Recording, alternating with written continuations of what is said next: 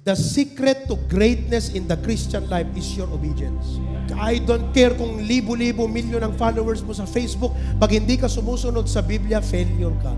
Bakit si Samuel na bata pa lang, na-impress ang Diyos sa kanya at pinagpala, ginamit siya ng Panginoon greatly. Why? Because of his obedience. Tayo, hindi natin alam paano sumunod sa Lord. Ang hirap. Kasi may mga katwiran tayo. Ang Biblia po, ina-addressan niya ano man ang katwiran mo. Pastor, hindi mo kasi alam ang mga problema ko sa buhay. So ano ngayon? Pastor, talaga alam mo, pag ikaw nasa sitwasyon ko, mahirap. Alam ng Diyos. Hindi pa sapat ang biyaya ng Diyos? Hindi ka ba niya kayang tulungan? Kaya nga sabi ng Bible, come boldly to the throne of grace. Papayag ka na dahil lang sa problema mo, magbabackslide ka? Tatalikuran mo ang Diyos na napakabuti sa'yo? Tatalikuran mo ang Diyos na nagbibigay pagpapala, sumagot ng panalangin mo sa lahat ng kabutihan niya dahil lang sa isang problema, tatalikuran mo siya?